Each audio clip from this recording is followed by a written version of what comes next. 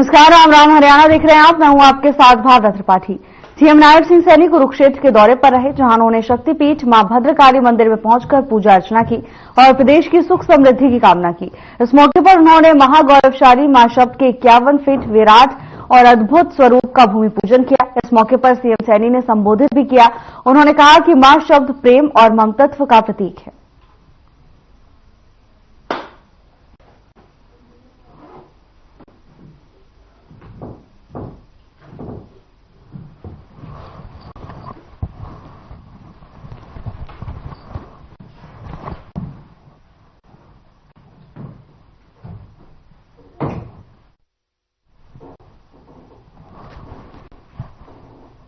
मुख्यमंत्री नायब सिंह सैनी कुरुक्षेत्र दौरे पर रहे। इस दौरान उन्होंने भूमि पूजन किया।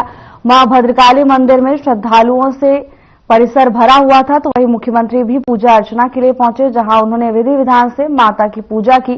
तस्वीरें कुरुक्षेत्र से दिखा रहे हैं, जहां मुख्यमंत्री ने विधि विधान के साथ पूजा अर्चना की। मां के अनेक रूप होते हैं और मेरा ये सौभाग्य है कि आज मुझे इस पवित्र स्थल के ऊपर आने का अवसर मिला है। एक विशेष कार्य योजना के तहत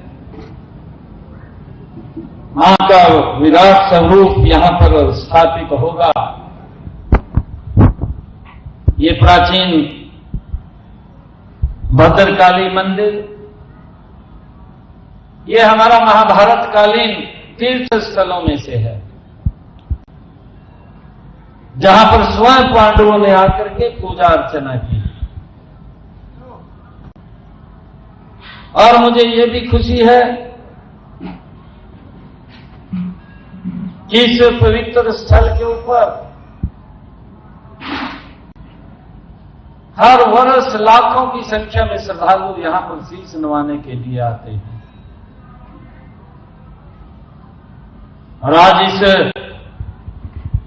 प्राचीन शक्तिपीठ मां का यहां पर पहले ही मां विस्थापित है। अब उस मां का रूप यहां पर हम सबको देखने को मिलेगा। ये हमारे लिए बड़े गर्व की बात है। इस प्राचीन स्थल से मैं पहले भी जुड़ा रहा। समय समय के ऊपर यहां पर मुझे आने का अवसर मिला है और उस मां शब्द से वो भावना हम सब में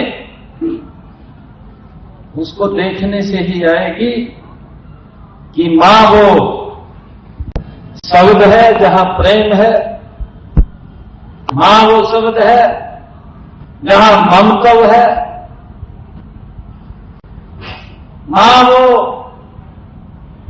शब्द है जिसका कोई आकार नहीं है। हम देखते हैं दुनिया में हर साधन की, संसाधन की पूर्ति हो सकती है, परंतु मां एक ऐसा शब्द है जिसकी कभी पूर्ति नहीं हो सकती।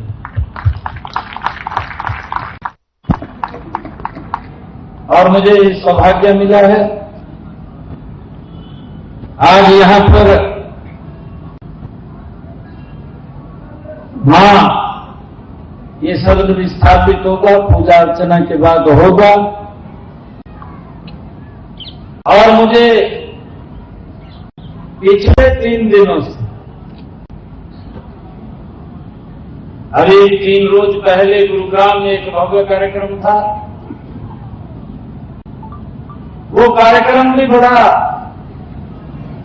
प्रभावी था, माताओं के लिए ही था। मुझे उस कार्यक्रम में जाने का अवसर मिला। उस कार्यक्रम में हमारे हरियाणा प्रदेश के जितने भी पैरा ओलंपिक ओलंपिक के खिलाड़ी, जिन्होंने इस भारत मां के लिए, इस भारत मां के सम्मान को ऊंचा करने के लिए, उसके सम्मान को बढ़ाने के लिए जिन्होंने भारत का नाम ऊंचा किया खेलों के अंदर, उन सब माताओं को, उनकी माताओं को बुला करके मुझे सम्मानित करने का अवसर मिला, वो भी मां के साथ जुड़ा हुआ, कि उन्होंने ऐसे पुत्रों को जन्म दिया। ये मां तो ही है जो ऐसे पुत्रों को जन्म देती है जिसने इस हिंदू राष्ट्र की भी स्थापना की। वो मां ही है जिसने महाराणा प्रताप जैसे योद्धा दिए हैं। वो मां ही है जिसने छत्रपति शिवाजी जैसा महान योद्धा दिया। हमारे हरियाणा के माननीय मुख्यमंत्री जो परम सौभाग्यशाली है, जो इस मां शब्द का अनावरण करने के लिए, भूमि पूजन करने के लिए इस महाशक्ति स्थल पर आए हैं, वे हरियाणा की शान है, हरियाणा की आन बान और शान के धनी और हंसमुख प्रतिभा के संपन्न। विशेष रूप से मां की इन पर कृपा है और ये मां के लाडले भक्त भी हैं, हमेशा मां के दरबार में हाजिर लगाने आते रहते हैं।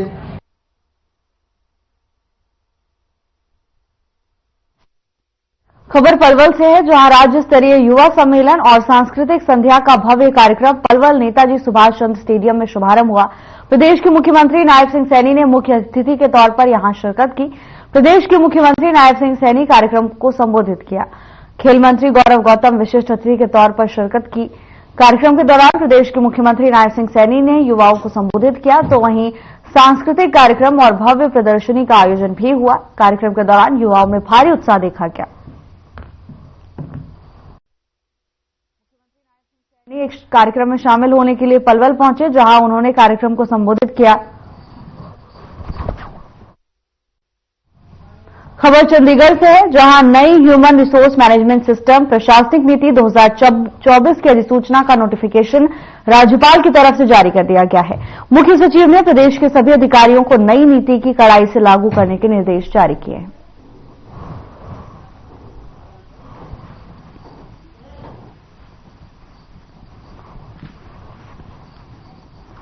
नई प्रशासनिक नीति को लेकर अधिसूचना जारी कर दी गई है और इसी के साथ नए नियम लागू हो जाएंगे।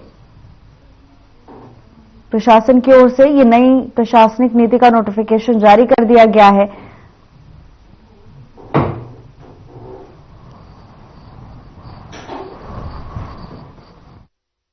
मिजोरम के राज्यपाल जनरल वीके सिंह भिवाड़ी के देवसर धाम पहुंचे और देवसर धाम पर उन्होंने मां भगवती का आशीर्वाद लिया। इसके साथ ही इस अवसर पर उनके साथ अनेक संगठनों के द्वारा उनको सम्मानित भी किया गया। तो वहीं नेताजी सुभाष चंद्र बोस युवा जागृत सेवा समिति ने अपने पर्यावरण और सड़क सुरक्षा अभियान की शुरुआत महामहिम राज्यपाल को पौधा देकर की। तो वहीं पत्रकारों से बातचीत करते हुए राज्यपाल जनरल वीके सिंह ने कहा कि देश चारों तरफ से सुरक्षित है और बांग्लादेश में भी अब हाल ही में शांति का माहौल बना हुआ है। प्रधानमंत्री नरेंद्र मोदी के नेतृत्व में देश चारों तरफ से सुरक्षित है। उन्होंने कहा कि 2025 में देश में और तरक्की होगी और कहा कि प्रधानमंत्री आने वाले समय में देश में और अधिक अच्छा समय होगा। राज्यपाल ने कहा कि देश के विकास में देश के हर नागरिक का दायित्व बनता है कि देश को आगे बढ़ाए।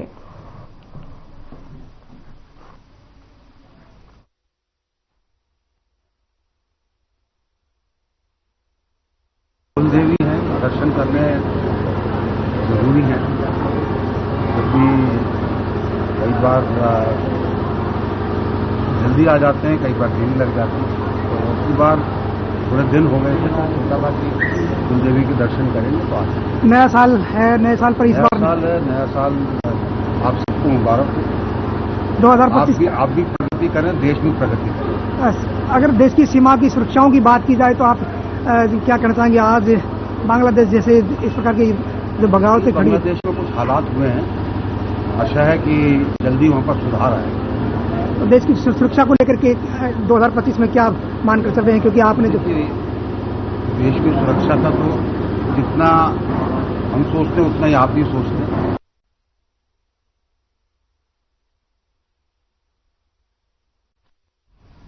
हरियाणा कांग्रेस से बर्खास्त नेता बाल मुकुंद शर्मा का पूर्व मुख्यमंत्री भूपेंद्र सिंह हुड्डा और प्रदेश अध्यक्ष उदय भान पर निशाना साधा है।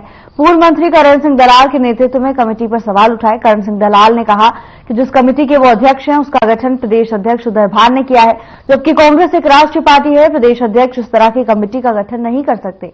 कांग्रेस कमेटी ने राष्ट्रीय स्तर पर छत्तीसगढ़ के पूर्व मुख्यमंत्री भूपेश बघेल की अध्यक्षता में फैक्ट फाइंडिंग कमेटी का गठन किया है। मुद्दा ये था कि करण सिंह दलाल जी आए मीडिया के रूबरू हुए कि मैं एक कमेटी का चेयरमैन हूं जो हार के कारणों की जांच कर रही है हरियाणा कांग्रेस की तरफ से। क्योंकि मैं 30 साल तक लगातार कांग्रेस में रहा हूं और आज अब बर्खास्त हूं, लेकिन क्योंकि मैं कांग्रेस की चिंता रखता हूं इसलिए मैंने पूरे फैक्ट्स तैयार किए और मैं इससे पहले भी प्रेस कॉन्फ्रेंस कर चुका हूं और उसके बाद पूरे हरियाणा में घूमने के बाद मैंने भी एक रिपोर्ट तैयार की जो आदरणीय खड़गे जी को और पार्टी हाईकमान को सौंपने जा रहा हूं। ये श्रीमान करण सिंह दलाल जी हैं जो कमेटी लेके आए हैं कि वो कमेटी का गठन वो कह रहे उदय भान जी ने किया है। इस तरह की कोई कमेटी की विश्वसनीयता नहीं है, क्योंकि कांग्रेस एक राष्ट्रीय पार्टी है और राष्ट्रीय सतह पर श्री भूपेश बघेल जी के नेतृत्व में एक फैक्ट फाइंडिंग कमेटी काम कर रही है। हमारा आज का मुद्दा ये था कि करण सिंह दलाल जी आए मीडिया के रूप। नांगल चौधरी हल्के में 19 दिसंबर को एक पेट्रोल पंप पर लूट की वारदात करने वाले और अगले ही दिन 20 दिसंबर को एक ठेके पर लूट को अंजाम देने वाले 3 आरोपियों को नांगल चौधरी पुलिस ने गिरफ्तार करने में सफलता हासिल की है।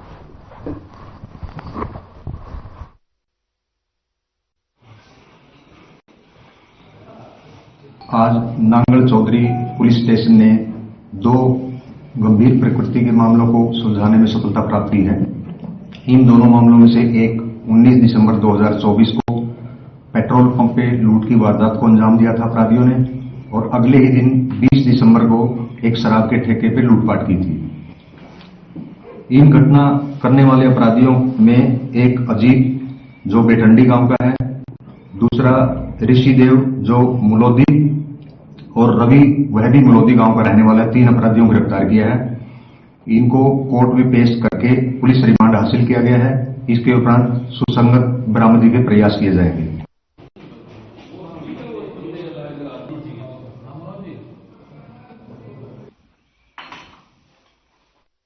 महेंद्रगढ़ की सब्जी मंडी में राष्ट्रीय व्यापार सेवा संघ की बैठक आयोजित की गई। इस बैठक में महेंद्रगढ़ जिले की नई राष्ट्रीय कार्यकारिणी घोषित की गई, जिसमें प्रमोद शर्मा को महेंद्रगढ़ जिले का अध्यक्ष बनाया गया है। इसके साथ ही प्रमोद शर्मा ने अपने जिले की कार्यकारिणी भी घोषित कर दी। इस मौके पर राष्ट्रीय व्यापार सेवा संघ के राष्ट्रीय अध्यक्ष एडवोकेट भूपेंद्र सिंह ने बताया कि संघ उद्देश्य सभी व्यापारियों को एकजुट करना है। उन्होंने कहा कि संघ व्यापारियों की समस्या और आवाज प्रदेश और केंद्र तक उठाना रहता है। इस मौके पर उन्होंने नवचयनित जिलाध्यक्ष प्रमोद शर्मा को बधाई भी दी। इस मौके पर जिलाध्यक्ष प्रमोद शर्मा ने कहा कि उनको जो जिम्मेदारी सौंपी गई है उसको वो बखूबी निभाएंगे। उनकी पूरी टीम व्यापारियों की समस्याओं को उठाने में पूरी निष्ठा और ईमानदारी से काम करेगी। इस मौके पर उन्होंने राष्ट्रीय अध्यक्ष, प्रदेश उपाध्यक्ष और प्रदेश महामंत्री को आभार प्रकट किया।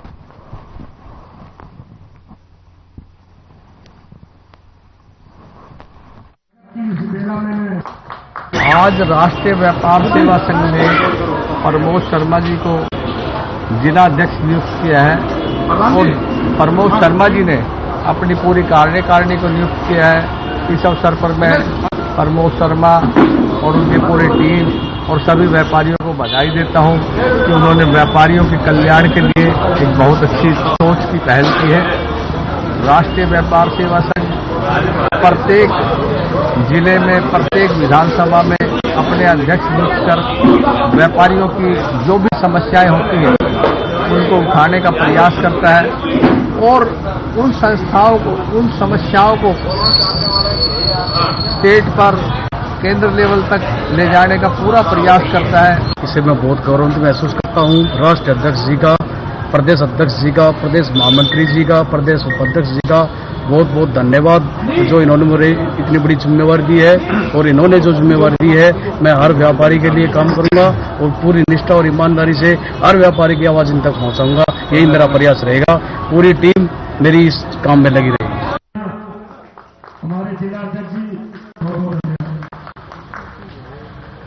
चरखी दादरी लघु सचिवालय में एसपी अर्श वर्मा के निर्देश के अनुसार तीनों नए कानून के संबंध में अनुसंधानकर्ताओं ने लिए एक दिवसीय प्रशिक्षण सेमिनार का आयोजन किया गया।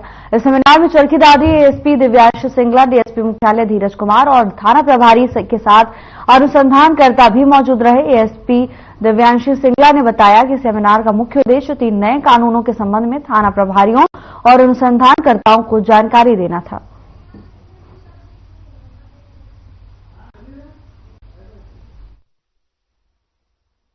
जो नए कानून आए हैं बीएनएसएस के तहत वीडियोग्राफी करना, चाहे वो घटनास्थल है या फिर कोई साक्ष्य बरामदगी है, उसका अनिवार्य कर दिया गया है वीडियोग्राफी करना।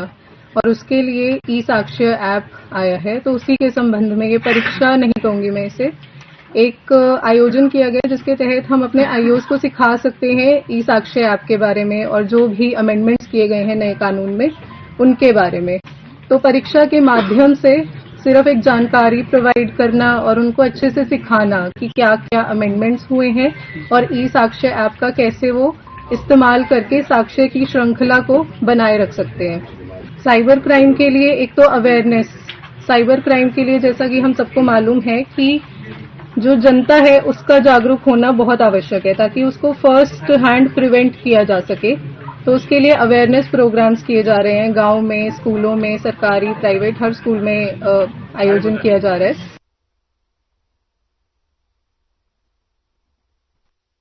भिवानी में ईएनटी स्पेशलिस्ट डॉक्टर रुपेंद्र रंगा की अगुवाई में एक अनूठा कार्यक्रम आयोजित किया गया। कार्यक्रम में विधायक घनश्याम सर्राफ मुख्य अतिथि के तौर पर मौजूद रहे। उन्होंने एक ऐसे कैलेंडर का विमोचन किया जिसमें पक्षियों के चित्र थे। इन पक्षियों के चित्र के माध्यम से पक्षियों को बचाने के बारे में लोगों को जागरूक किया गया। तो वहीं पक्षियों को बचाने की इस मुहिम में जिले भर के लोगों को भी जोड़ा गया। आपको बता दें कि कैलेंडर का विमोचन करते हुए विधायक घनश्याम सर्राफ ने कहा कि पक्षी आज हमारे पर्यावरण में कम होते जा रहे हैं और हम सबको मिलकर इन्हें बचाने के लिए इसी तरह मुहिम चलानी चाहिए ताकि ये बच्चे और हमारा पर्यावरण ठीक हो।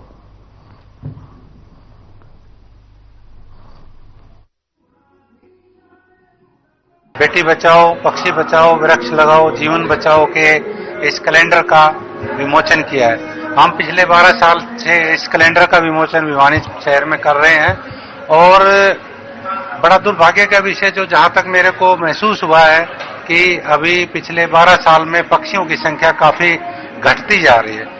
उस घटने के कारण विभिन्न प्रकार के, कई कहते हैं कि 5G से घट गई, कोई कहते हैं पेस्टिसाइड से घट गई, कोई कहते हैं कि ये जो खेतों में खाद दूसरी यूज करते हैं उससे घट गई, कई कहते हैं जो जीएमओ होती है उससे। ये विभिन्न प्रकार की धारणाएं हैं, परंतु धारणा जो भी हो, पर दुर्भाग्य ये है कि पक्षियों की संख्या घटती जा रही है। पक्षी हमारे दोस्त हैं, ये हमारे पर्यावरण को शुद्ध रखते हैं, ये हमारे को बीमारियों से बचाते हैं। परंतु मैं हर एक भिवानी वासी से ये आग्रह करूंगा कि कृपया पक्षियों को बचाने में अपनी अहम भूमिका निभाएं, उनको दाना डालें, पानी डालें, उनको भी जीने का अधिकार है। आदमी को सांस की जरूरत है, ऐसे ही पंछियों को शुद्ध हवा की जरूरत है, शुद्ध पानी की जरूरत है। तो डॉक्टर रुपेंद्र रंगा जी इसमें आगे बढ़ चढ़ के हिस्सा ले रहे हैं।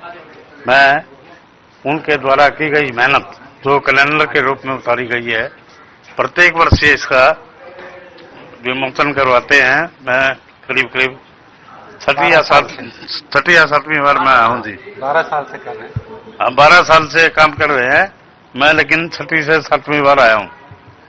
और ऐसा सुंदर कार्यक्रम और जो समाज को दिशा देने का एक बात करते हैं जब, तो अग्रणी भूमिका में डॉक्टर साहब के द्वारा की गई जो भी उपलब्धि है उसको जैसे जैसे हम बताएंगे तो ये पंछियों का जो संग्रह है वे हमारे क्षेत्र में कम होता जा रहा है।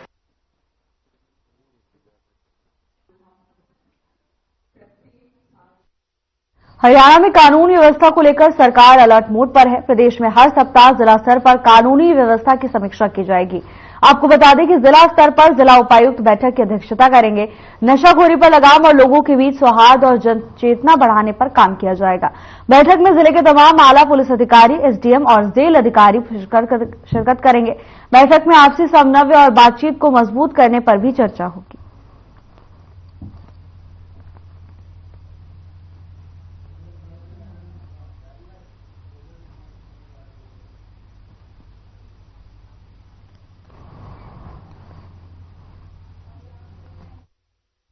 जिला उपायुक्त और पुलिस अधीक्षकों को महीने में एक बार गांव में रुकना होगा और लोगों की समस्याओं का समाधान भी करना होगा। मुख्य सचिव कार्यालय ने 20 मार्च 2018 को जारी आदेशों को कड़ाई से लागू करने के निर्देश भेजे हैं।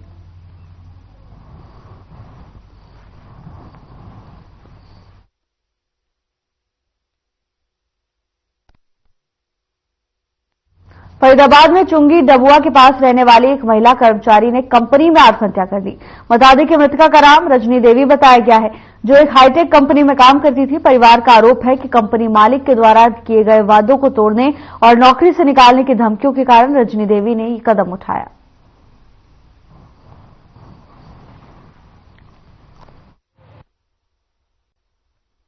रजनी देवी क्या लगती हैं आपकी? वाइफ लगती हैं। आखिर किस कारण से मौत हुई है उनकी? मौत सर ये हुआ कि कंपनी में हादसा एक बार हो चुका था। हादसे में वो एक बार काम करते रहा उसमें। फिर मालिक ने बोला कि ऐसा करो, काम छोड़वा रहा हूँ, काम बंद कर रहा हूँ और काम तुम ऐसे करके कहीं काम कर ले। उसको इन्हें ये बोल दिया। वो मेरी घरवाली ने बोला कि ऐसा करो, हमें कोई पैसा उसे मत दो, हमें कहीं छोटे मोटे नौकरी पर रख लो। तो मेरी घरवाली को पहले हाथ टूटा था तो चाय बनाती थी वो। बता कौन सा हादसा 2019 में? हाँ 2019 में वो टूटा। अच्छा, फिलहाल पुलिस वाले क्या कह रहे हैं? आए नहीं रहे वो, नहीं रहे वाले आए वो लिखवा के दोस्तों में करके वो लिखवा के मेरे से साइन करवा दिए। करना हो गया कोई बात नहीं। उनको पागल घोषित कर रहे हैं? पागल घोषित कर दिए। ठीक।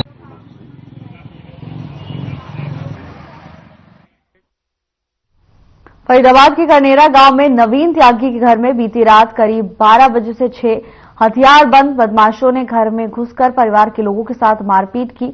1.5 लाख रुपए कैश और सोने के गहने लेकर फरार हो गए। तो वहीं नवीन त्यागी ने पुलिस को शिकायत दी है। उन्होंने कहा कि रात करीब 12 बजे 6 लोग घर में दीवार कूदकर घुसे, हथियार दिखाकर जान से मारने की धमकी दी, गहने और रुपए लाने के लिए कहा। 2 चोरों ने सभी को एक कमरे में बिठाकर पत्नी से अलमारी खुलवाई और अलमारी से 1.5 लाख रुपए कैश, 2 गले के सेट, 4 अंगूठी, 2 चैन, 1 सोने का सिक्का, करीब 2.5 किलो के आसपास चांदी और घर के 2 फोन लेकर फरार हो गए। तो वहीं सिकरोना पुलिस को मामले की सूचना दे दी गई है।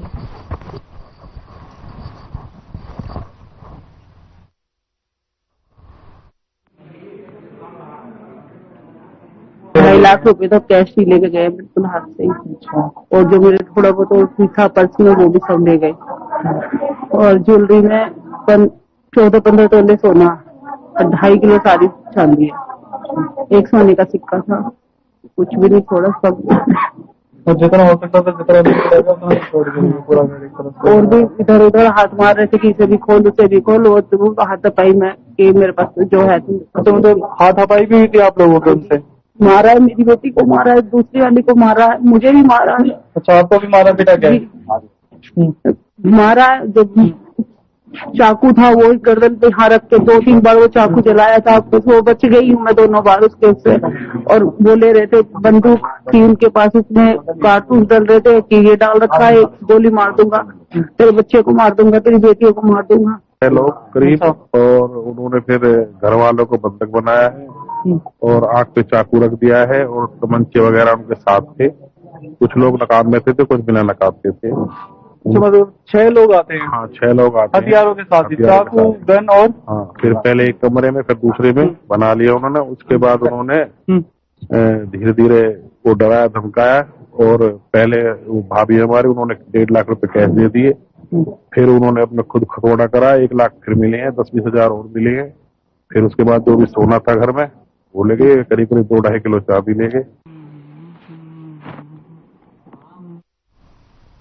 फिलहाल के लिए बस इतना ही। जल्द हाजिर होंगे नई अपडेट्स के साथ। नमस्कार।